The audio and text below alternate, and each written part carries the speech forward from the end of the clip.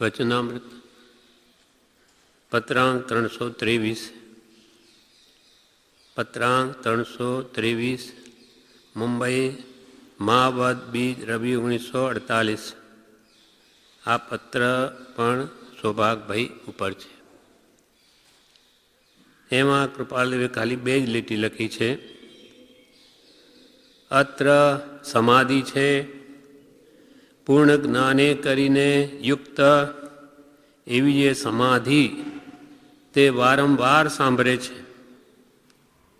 અત્ર સમાધિ છે, પૂર્ણ જ્ઞાને કરીને યુક્ત એવી જે સમાધિ તે વારંવાર સાંભળે છે. પરમ સતનું ધ્યાન કરીએ છીએ, ઉદાસપણું વર્તે છે. પરમ સતનું ધ્યાન કરીએ છીએ, ઉદાસપણું વર્તે છે. બસ એટલો જ પત્ર છે. અત્ર સમાધિ છે. સમાધિ ઉપાધિમય સમાધિ, બહારથી તો અત્યંત ઉપાધિ અને અંતરમાં સમાધિ. સમાધિનો અર્થ કૃપાલદેવે લખ્યો છે, આત્મ પરિણામની સ્વસ્થતાને શ્રી તીર્થંકર સમાધિ કહે છે. તીર્થંકર ભગવાન સમાધિ કોને કહે? આત્મ પરિણામની સ્વસ્થતા. પોતાના પરિણામ એટલે ભાવ, પોતાના આત્માના ભાવ, આત્મામાં સ્થિર રહેવા. આત્મ પરિણામની સ્વસ્થ, સ્વમાં સ્થિત એટલે ભાવો બહાર વિભાવમાં ન જાય તે રૂપ સમાધિ. લૌકિકમાં સમાધિ બાવાઓ ચડાવે, શ્વાસને રોકે અને અમુક દિવસ સુધી ભલે અંદર રહે, એ સમાધિની એ વાત નથી. આત્માની પરિણતિ સ્વભાવમાં સ્થિત રહે તેનું નામ છે સમાધિ. કૃપાલ એના શબ્દો તો એ જ કે આત્મ પરિણામની સ્વસ્થ. સ્વસ્થ આપણે કહીએ કે એટલે તબિયત કેમ છે, તો કે સ્વસ્થ છે, સારી છે. અહીંયા સ્વસ્થ, સ્વ મીન્સ પોતે પોતામાં સ્થિત, વિભાવમાં નહીં, સ્વભાવમાં. તો એવી અમને સમાધિ છે. અત્ર સમાધિ છે, પૂર્ણ જ્ઞાને કરીને યુક્ત. પૂર્ણ જ્ઞાને કરીને યુક્ત એવી જે સમાધિ તે વારંવાર સાંભળે છે. પૂર્ણ જ્ઞાન. પૂર્ણ જ્ઞાન એટલે કેવળ જ્ઞાન. કેવળ જ્ઞાનથી વિશેષ કોઈ જ્ઞાન છે નહીં. સંપૂર્ણ જ્ઞાન તે કેવળ જ્ઞાન છે. પૂર્ણ જ્ઞાને કરીને યુક્ત, પૂર્ણ જ્ઞાનથી યુક્ત એવી જે સમાધિ જે કેવળી ભગવાનની છે, સર્વકાલને માટે જે સમાધિમાં જ રહે છે, એમને કોઈ દિવસ અસમાધિ થતી નથી. કેવડીઓ એમને તો કોઈ ઘાતિયા કર્મ છે નહીં, એટલે કદી પણ એ સ્વભાવથી બહાર આવતા જ નથી અને કોઈ કાળે નહીં આવે. સર્વકાલને માટે એ સ્વસ્વભાવમાં જ સ્થિત રહેશે. એવી જે શાશ્વત સમાધિ જે કેવડીને નિરંતર રહે, બસ એ જ અમને તો વારંવાર યાદ આવે છે. એટલે કે અમે બહાર આવવા જ માગતા નથી, નિરંતર આત્મા સ્વભાવમાં સ્થિર રહીએ એવી અમને સમાધિ જે કેવડીઓની છે એ અમને નિરંતર સાંભળે છે. છાંય સમ્યકદર્શી છે, જેને દર્શનમાં તો જેનો સંપૂર્ણ ગયો. હવે માત્ર રાયના દાણા જેવો જે ચારિત્રમાં રહ્યો, એને જ નિરંતર દૂર કરવા માટે જે પ્રયત્નશીલ છે. અને જે ચારિત્રમાં સંપૂર્ણ જાય કે યથાખ્યાત ચારિત્ર પ્રગટે જે કેવડીઓને હોય એ અમને જોઈએ છે. સંપૂર્ણ નિરંતર એમ જ રહીએ. જ્યાં આનંદ સુખ છે એનાથી એ બહાર આવવા જ માગતા નથી.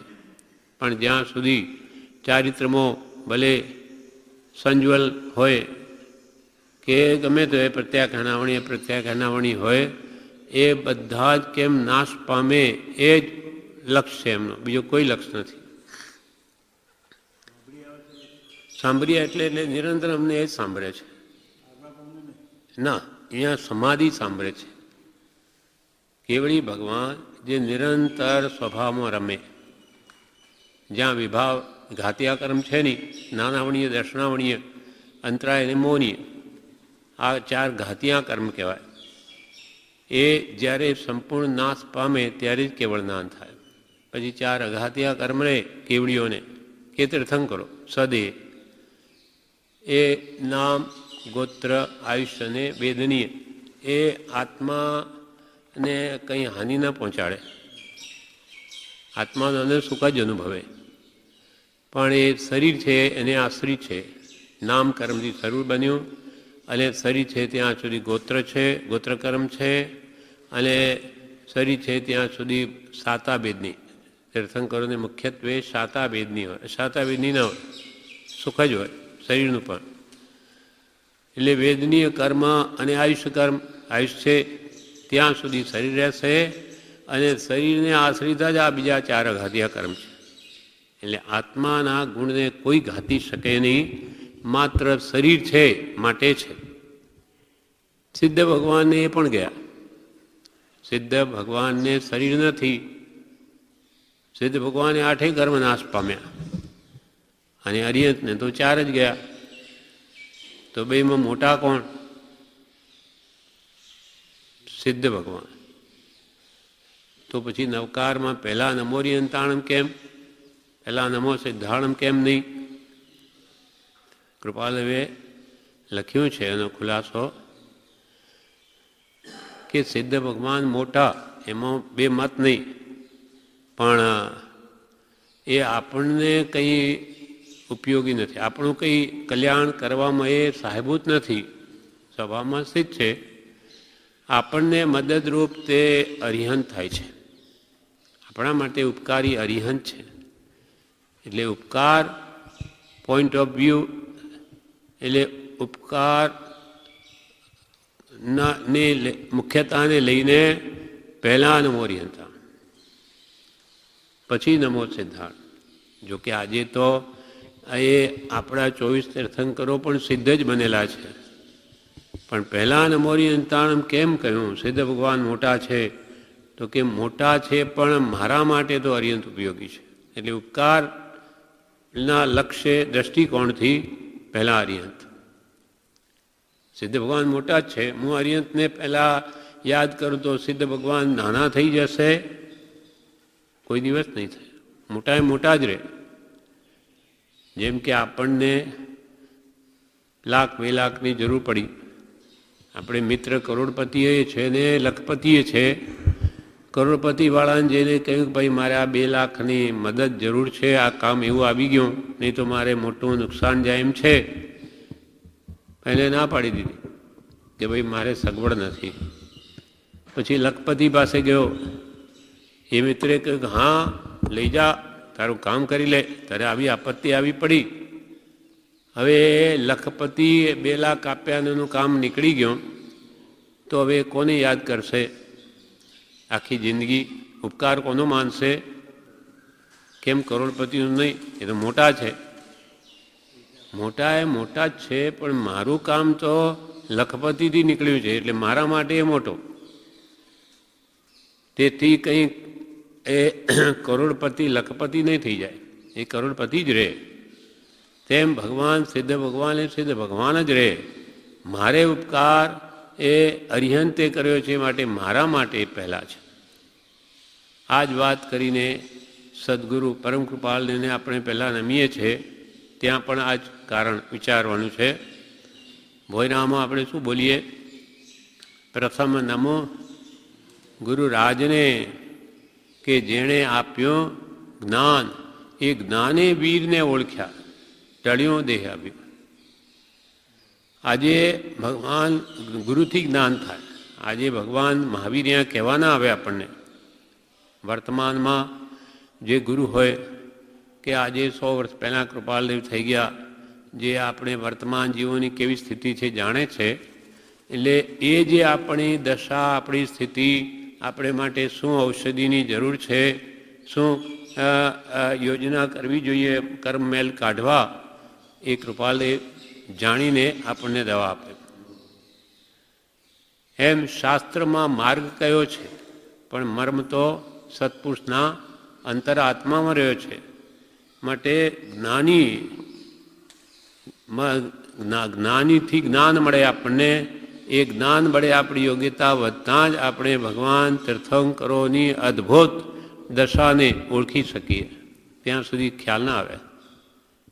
પ્રભુશ્રી કહ્યું છે, બોધમાં એકવાર બોલ્યા કે પ્રભુ જગત આ તું મહાવીર મહાવીર કહે છે, પણ મહાવીર એટલે શું? પ્રભુ કોણ જાણે છે? મહાવીર ભગવાનનું મહાત્મ્ય તો નાની જાણે છે કે કેટલા મોટા છે. એ જે અનંત સુખ અનુભવે તે તો જ્ઞાનીઓએ અનુભવેલું છે, આપણને કંઈ ખબર નથી. એટલે સત્પુરુષ દ્વારા જ ભગવાનની ઓળખાણ થાય. સાચા જ્ઞાની પુરુષ જો મળી આવે તો સતદેવનું સ્વરૂપ પણ યથાર્થ સમજાય અને સતધર્મ જે ખરેખર જન્મથી છોડાવે તે પણ સદગુરુથી જ જણાય. એટલા માટે ઉપકારના દૃષ્ટિકોણથી પહેલાં સદગુરુ. પ્રથમ નમો ગુરુ રાજને કે જેણે આપ્યું જ્ઞાન, નાને વીરને ઓળખ્યા ટળ્યો દે અભિમાન. ઉપકારના દૃષ્ટિકોણથી અને ગુણના દૃષ્ટિકોણથી પહેલાં અરિહંત. આપણે બધું સાધન, ભક્તિ, સત્સંગ, સ્મરણ કે અનેક જપ તપ ક્રિયા આદિ કરીને શું પ્રાપ્ત કરવું છે? જીન દશા. જીનેશ્વર ભગવાનની કેવળ જ્ઞાનમય દશા એ તો આપણું લક્ષ્ય છે. અને પ્રાપ્તિ સદગુરુ વડે થશે. પ્રાપ્તિ શ્રી સદગુરુ વડે. એ સદગુરુ આપણને એ માર્ગ કેમ પ્રાપ્ત થાય? જીન દશા એટલે રહેવાનું છે સદગુરુની આજ્ઞામાં. એ જ ભાવ કૃપાલદેવી આત્મસિદ્ધિમાં એક ગાથામાં લખ્યો કે સર્વ જીવ છે સિદ્ધ સમ, બધા જીવો સિદ્ધ ભગવાન જેવા જ છે મૂળ સ્વરૂપે, પણ જે સમજે તે થાય. એ સ્વરૂપને જે સમજશે તે દશાને પામશે. કેવી રીતે સમજશે? સદગુરુ આજ્ઞા. સર્વજીવ છે સિદ્ધ સમ, પણ જે સમજે તે થાય. સમજવા માટે સદગુરુ આજ્ઞા અને જીન દશા નિમિત્ત કારણમાં. બે નિમિત્ત. સદગુરુ કંઈ કરી ના આપે, એ પણ આપણે માર્ગદર્શન કરે, બતાવે રસ્તો, અને જીન દશાનો લક્ષ્ય રાખવાનો છે. તેમ કૃપાલદેવી અહીંયા શું કે અમને પૂર્ણ જ્ઞાન દશા જે કેવડી ભગવાનની છે, તીર્થંકરો એ પણ કેવડી છે, એમની સંપૂર્ણ દશા અમને નિરંતર સાંભળે છે. એટલે નિરંતર અમારો પુરુષાર્થ ઠેઠ કેવળના સુધી પહોંચવાનો છે. અને જે પોતે છેવટે પ્રાપ્ત કરી છે દશા, એટલે ભલે ધન્યરે દિવસમાં લખ્યું, પોતાની દશા બતાવી.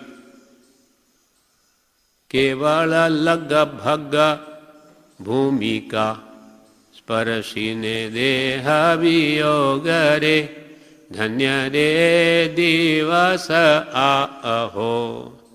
કેવળ લગભગ ભૂમિકા સુધી પહોંચી અને આ દેહનો વિયોગ થશે, પણ છતાં હજુ એક દેહ અમને ધારણ કરવો પડશે.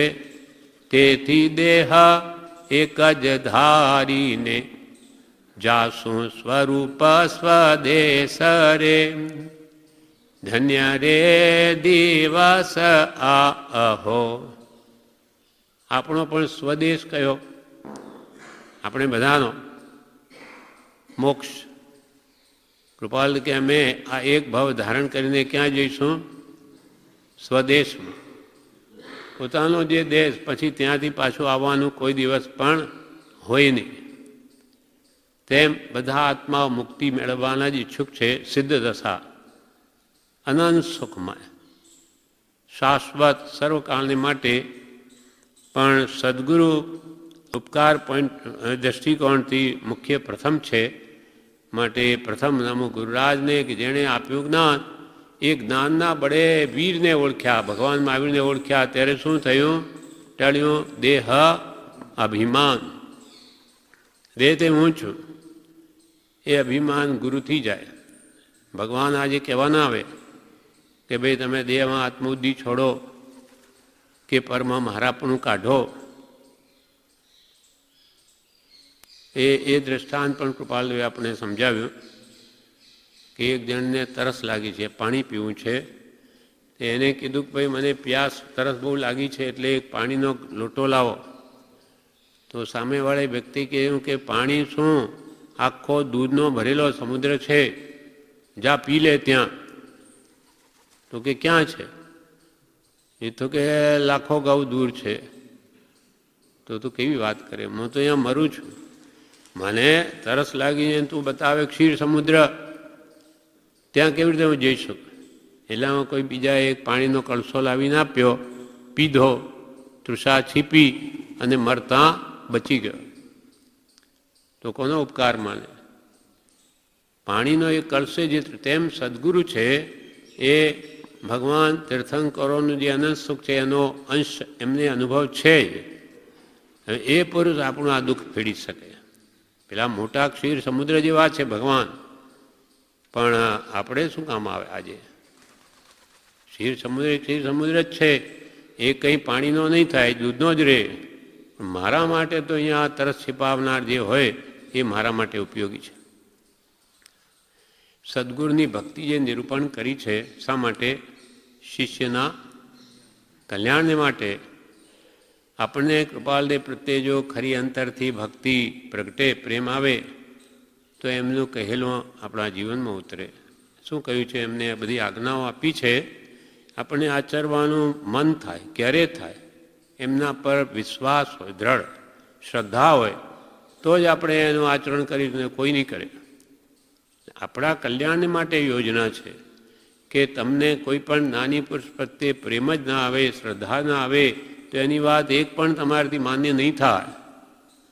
પણ જેના પર તમે સંપૂર્ણ શ્રદ્ધા રાખો એ સાચા જ્ઞાની પુરુષ હોવા જોઈએ. નહીં તો અનંત કાળમાં અનંત વાર આવી ભૂલ થઈ છે. કોઈ કુગુરને આત્મજ્ઞાનહીન સત્પુરુષને કહેવાતા સત્પુરુષને આત્મજ્ઞાની માની ને એની આજ્ઞામાં રહે માટે ભટકે છે. એ ભૂલ હવે થવી નહીં જોઈએ. અને સાચા છે તો પછી બીજા વિકલ્પો મૂકી દેવા, એ કે તેમ કર્યા કરવું. કૃપાલને એક વ્યક્તિ એમ પૂછ્યું કે આ પૃથ્વી ગોળ છે કે સપાટ છે? વૈજ્ઞાનિકો તો ગોળ કે છે અને ભગવાન મહાવીર સપાટ કે છે. તો કે તમને કોના પર વિશ્વાસ છે? આધુનિક વૈજ્ઞાનિકો પર કે ભગવાન મહાવીર પર? તો એ કે વિશ્વાસ તો ભગવાન મહાવીર પર છે. પેલા એવો જવાબ આપ્યો કૃપાલે. તો કૃપાલે શું કે, તો શંકા કાઢી નાખો. એટલે વૈજ્ઞાનિકો ગમે તેમ કે એ શંકા કાઢી નાખો, ભગવાન પર તમે વિશ્વાસ બંધ માની લો, પછી આ બધી લપમાં તમારે શું કામ પડવું? આજે ગોળ કહે તો વળી કાલે ત્રિકોણી કહેશે, ગમે તે કહેશે. વિજ્ઞાન શું ઠેકાણું? એક આવિષ્કાર થયો આજે, એના ઉપર કોઈએ વધારે બીજો આવિષ્કાર કર્યો તો કે આની થિયરી ખોટી, હવે આ થિયરી ચાલશે, હવે આ સિદ્ધાંત ચાલશે. આ બધું અપૂર્ણ છે. ભગવાને જે કહ્યું પરમ સત્ય છે. એક એને વળી પૂછ્યું કે આ મેરુ પર્વત આખો સોનાનો છે? આમ આશ્ચર્ય, આખો સોનાનો? ત્યારે કૃપાલે શું કે, શું તમારે કોન્ટ્રાક્ટ લેવો છે? પણ ત્યાં જવાય એવું નથી, ત્યાં જવાય એવું નથી. પછી કે આવી અપ્રયોજનભૂત વાતોમાં સમય બગાડવો એ બધું વ્યર્થ છે. આપણે શું કરવું છે? પહેલાં આ આત્માનું કલ્યાણ કેમ થાય એ તરફ ધ્યાન આપો. જન્મણથી કેમ છૂટાય, આવી બધી અનાવશ્યક અપ્રયોજનભૂત વાતમાં કે સમય બગાડો નહીં. તેમ કૃપાલદેવ તો સ્વરૂપમાં રમે, એ અનાવશ્યક વાતો કરવા માટે એમની પાસે સમય નથી. અત્ર સમાધિ છે, પૂર્ણ જ્ઞાને કરીને યુક્ત એવી જે સમાધિ, પૂર્ણ જ્ઞાને એટલે કેવળ જ્ઞાનથી યુક્ત એવી જે સમાધિ છે કેવડીઓની, સંપૂર્ણ સ્વરૂપમાં સ્થિરતા સર્વકાળને માટે, બસ તે વારંવાર સાંભળે છે. વારંવાર એ જ દશા અમને સાંભળે છે કે એમાં અમે ક્યારે સ્થિર થઈએ. પછી પરમ સતનું ધ્યાન કરીએ છે, ઉદાસ પણ વર્તે છે. આસીનતા, ઉદ એટલે અધર, આસીન એટલે બેસવું, ક્યાંય લેપાતા નથી, ઉદાસીન પણ છે. અને ઉદાસીનતાનો જ્યાં વાસ સકળ દુઃખનો છે ત્યાં નાશ. જેને કોઈ પણ પદાર્થ પ્રત્યે રાગ નથી એને શું દુઃખ છે? એને કંઈ જોઈતું નથી, સદા સુખી છે. તો કૃપાલને કે છે પરમ સતનું ધ્યાન કરી છે. પરમ એટલે ઉત્કૃષ્ટ, સત એટલે આત્મા, ઉત્કૃષ્ટ આત્મા ધ્યાનનું આમાં જ રહીએ છીએ, એ જનું ધ્યાન કરીએ છીએ. અને કેવળ જ્ઞાનમય દશા અમને વારંવાર લક્ષ્યમાં રહે છે, ત્યાં જવું છે. પરમ સતનું ધ્યાન કરીએ છીએ, ઉદાસપણું વર્તે છે. આપણને ઉદાસ એટલે આપણે શું સમજીએ? મોઢું દિવેલિયા જેવું કરીને બેસી જાય ત્યારે આપણે કે આ તો બહુ જાણે ઉદાસ થઈ ગયો, બહુ એને શું દુઃખ છે, એવું ઉદાસ પણ એમને નથી. અત્યંત વિરક્ત ભાવ છે. અંતરથી કોઈ પદાર્થ પ્રત્યે આસક્તિ નથી, બહુ કોઈ પદાર્થ ગમતા નથી, બસ સ્વરૂપમાં તન્મયતા રુચિ છે. આવું ઉદાસીન પણ. કેમ કે ઉદાસીનતા નો જ્યાં વાસ ત્યાં તો છે સકળ દુઃખનો નાશ. આપણી ઉદાસી તો અંદરમાં દુઃખ હોય તેને આપણે કહીએ છીએ, એમને કોઈ દુઃખ નથી. એટલે માએ એકવાર પૂછ્યું કે ભાઈ તમને કેમ છે? ત્યારે કૃપાલને શું કે અમને સુખે નથી અને દુઃખે નથી. સુખ દુઃખ તો એ તો બંને મનની કલ્પના છે, આત્મામાં સુખ દુઃખ છે જ નહીં. આત્મા નિશ્ચયને સ્વરૂપથી જેને સુખ પ્રગટે એનું જ ઘર છે, સ્વયં જેવથી સુખ ધામ છે. આ બહારની તો અનુકૂળતા પ્રતિકૂળતાને આપણે સુખ દુઃખ માનીએ, એને જ્ઞાનીઓ સુખ દુઃખ માનતા જ નથી. અનુકૂળ કલ્પનાએ સુખરૂપ ભાસે છે અને પ્રતિકૂળ કલ્પનાએ દુઃખરૂપ ભાસે છે, અને બંને કલ્પના કરવાની જ્ઞાની પુરુષોએ ના કહી છે. હવે આપણે બધા સંસારી જીવોને તો દુઃખ અપ્રિય છે, આપણને કોઈને દુઃખ નથી ગમતું. જ્યારે ભગવાન મહાવીર એમને દુઃખ ગમે છે. કુંતી માતાએ શ્રી કૃષ્ણ પાસે શું માંગ્યું? દુઃખ માંગ્યું. આપ કે પ્રસન્ન થયા હો તો મને આપશો? તો કે હા આપીશ. શ્રી કૃષ્ણ કે કુંતી માતા, પાંડવોની માં. ત્યારે કે તમે નહીં આપી શકો. અરે આખી દ્વારિકાનું રાજ્ય માંગશો તો આપી દઈશ, બીજું શું માંગશે? બરોબર બાંધીને પછી કુંતીમાં શું કે આપો, હવે પ્રસન્ન થયા હોય તો મને દુઃખ આપો.